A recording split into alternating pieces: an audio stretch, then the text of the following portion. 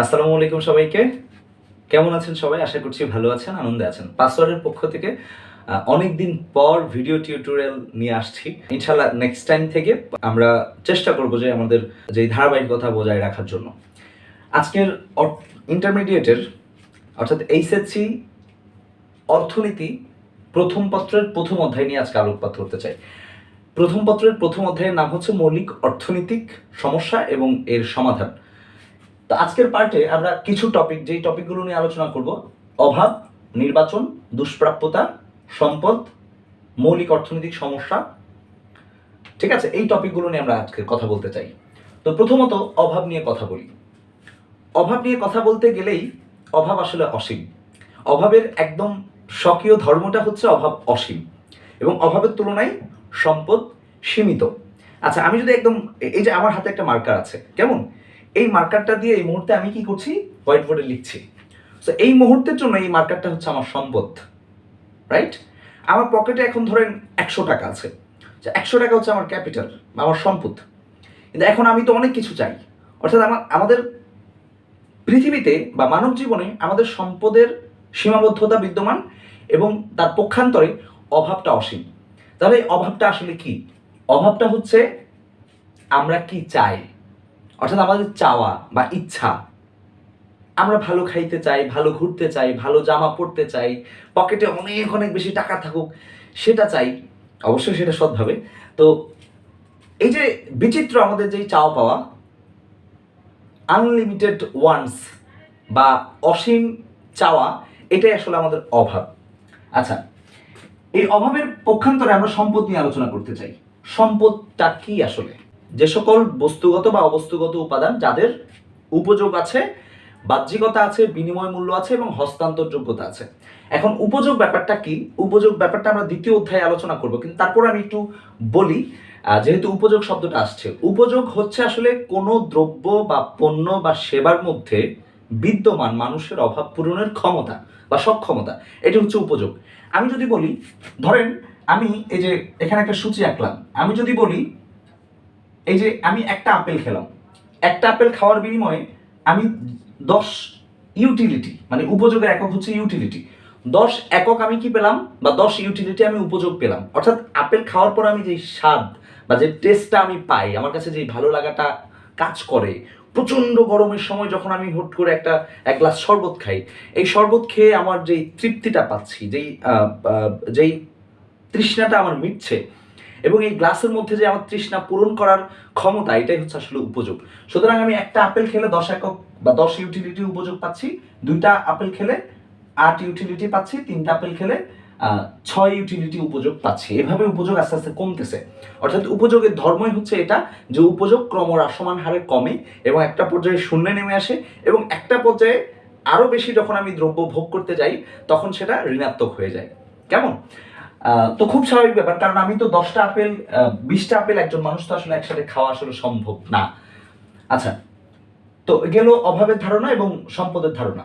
এবার আসেন নির্বাচন।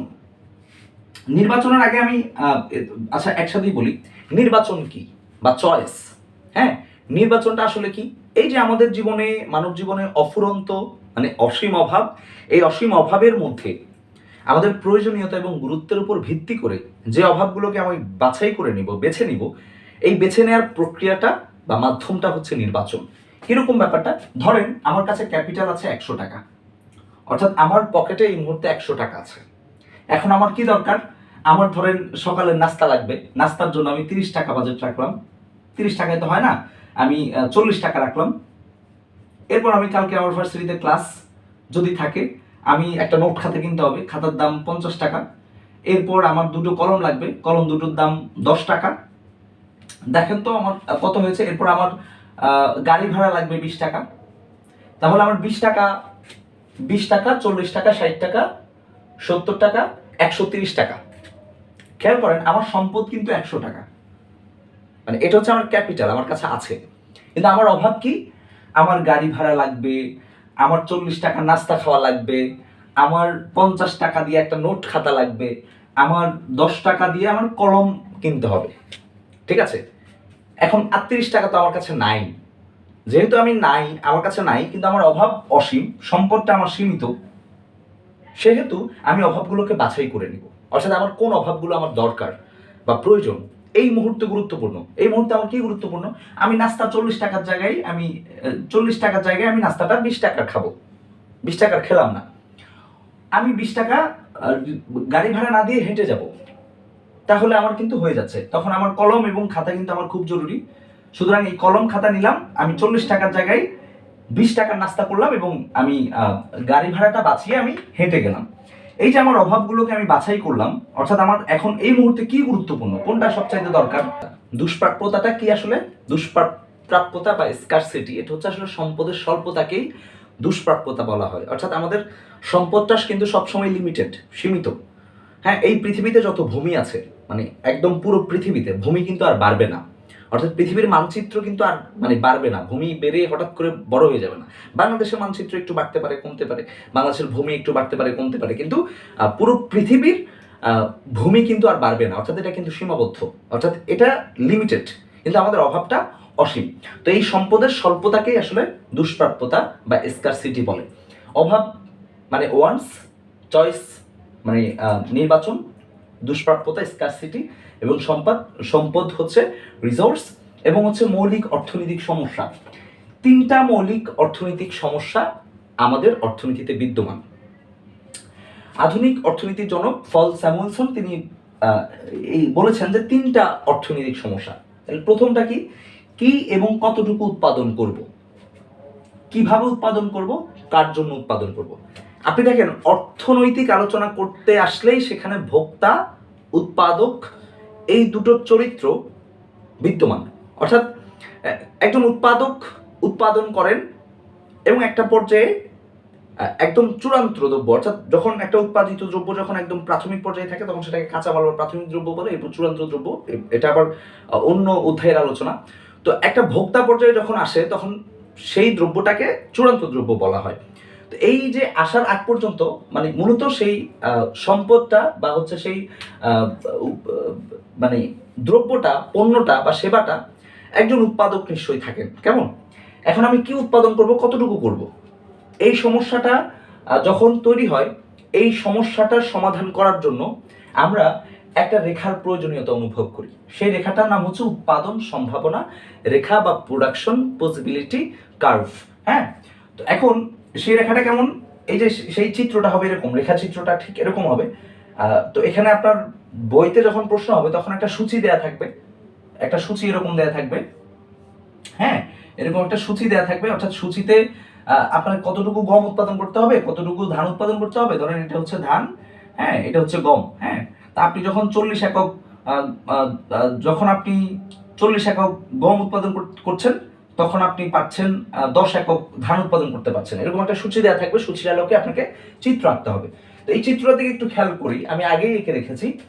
দেখেন, এটা হচ্ছে উৎপাদন সম্ভাবনা রেখা।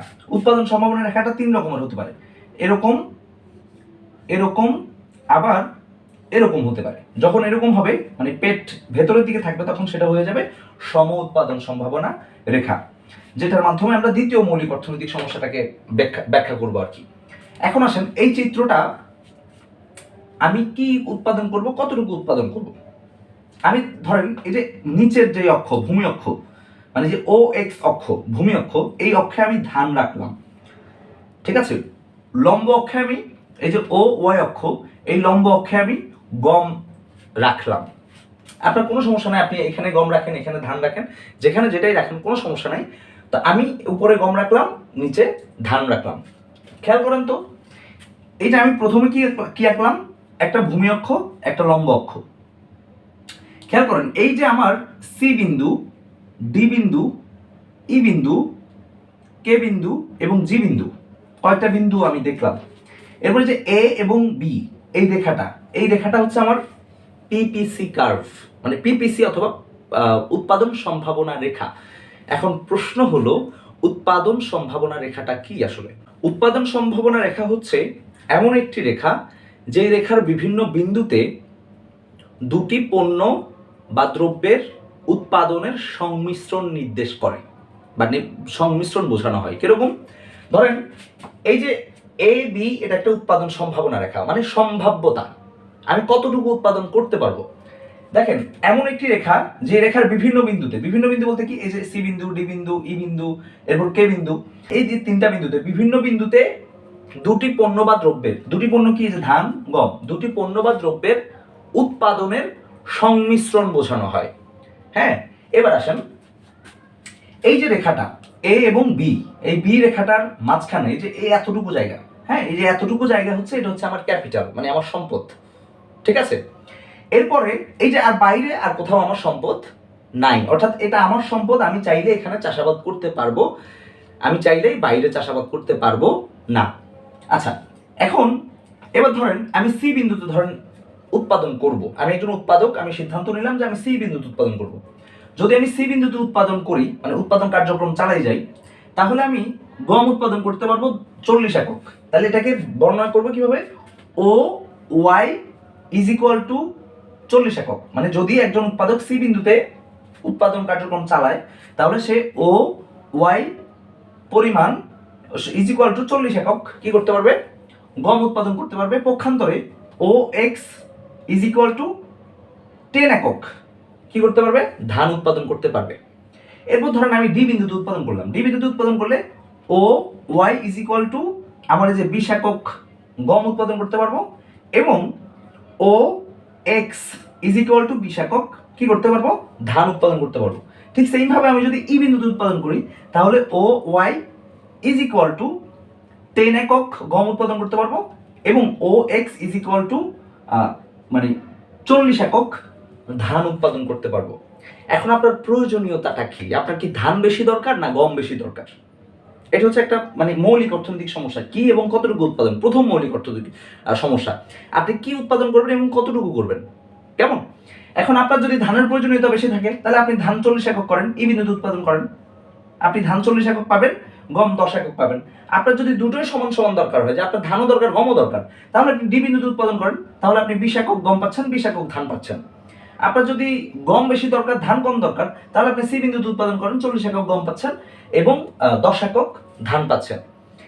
এটা হচ্ছে উৎপাদন সম্ভাবনা রেখার সাহায্যে প্রকাশিত, অর্থাৎ কি এবং কতটুকু উৎপাদন করব, মৌলিক অর্থনীতির প্রথম সমস্যাটাকে দেখানো হয়। আচ্ছা, এখন দেখেন তো এই রেখাটার মধ্যে ভেতরে একটা বিন্দু আছে, কে বিন্দু, কেমন। এখন আপনার সৃজনশীল গ নাম্বারের প্রশ্ন আসবে, এই যে ছোট গ, কেমন, এই গ নাম্বারের প্রশ্ন আসবে যে কে বিন্দুতে উৎপাদন সম্ভব কিনা। আসলে যেহেতু এটা আমার সম্পদের মধ্যে আছে, সুতরাং আমার এই কে বিন্দুতে উৎপাদন সম্ভব, কিন্তু আমি উৎপাদন করব না। কেন উৎপাদন করব না, কারণ আমি একজন বিবেচক উৎপাদক।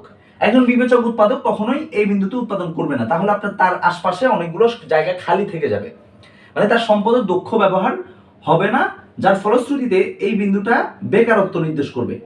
কি নির্দেশ করবে, মানে এই বিন্দুটা কে বিন্দুটা বেকারত্ব বিন্দু নির্দেশ করবে, অর্থাৎ তার সম্পদের অদক্ষ ব্যবহার হবে, একজন অবিবেচক উৎপাদকের পরিচয় তখন আমি দিব যদি আমি কে বিন্দুতে উৎপাদন করি। পক্ষান্তরে আমি যদি এই যে জি বিন্দুতে উৎপাদন করতে চাই, এটা হচ্ছে ঘতে আপনার প্রশ্ন হবে, মানে সৃজনশীলের ঘ নাম্বারে যে কে এবং জি বিন্দুতে উৎপাদন সম্ভব কি সম্ভব না তুলনামূলক বিশ্লেষণ করো। এখন খেয়াল করেন, আমি একটু আগে বললাম যে আমার এ এবং বি এটা হচ্ছে উৎপাদন সম্ভাবনা রেখা, এই রেখার মাঝখানে, অর্থাৎ এই যে এই রেখার মধ্যেই এটা আমার সম্পদ, আমি চাইলে বাইরে যেতে পারবো না। সুতরাং আমি জি বিন্দু তো আমার সম্পদের মধ্যে নাই ভাই, তার মানে এখানে উৎপাদন সম্ভব না। এই বিন্দুটার নাম হচ্ছে অর্জনযোগ্য বিন্দু, অর্জনযোগ্য বিন্দু, অর্থাৎ যেখানে অসম্ভব, আমি উৎপাদন করতেই পারবো না, মানে আমার কোনো রাইটই নাই, ঠিক আছে। আচ্ছা, এটা হচ্ছে অর্থনীতির মৌলিক অর্থনৈতিক সমস্যা, এই চিত্রটার মধ্যে দেখানো হয়। এবার আসেন আমরা দ্বিতীয় মৌলিক অর্থনৈতিক সমস্যা, অর্থাৎ কিভাবে উৎপাদন করব, ঠিক আছে। আমি প্রথমে চিত্রটা বোঝাবো, এরপর এই চিত্রটা আমি আবার এঁকে দেখাবো। চিত্রটা একটু মানে খুব হিজিবিজি মনে হচ্ছে, অর্থাৎ যারা একদমই নতুন অর্থনীতিতে, তাদের জন্য বিষয়টা একটু বোঝাটা বা হচ্ছে একটু কষ্টসাধ্য। এবার আসেন কিভাবে উৎপাদন করবো। এই যে ভাই একটু আগে আমি বললাম আমি ধান উৎপাদন করব, গম উৎপাদন করব, এখন এই ধান উৎপাদন বা গম উৎপাদন করার ক্ষেত্রে আমি কি শ্রম বেশি ব্যবহার করব নাকি ক্যাপিটাল বেশি ব্যবহার করব?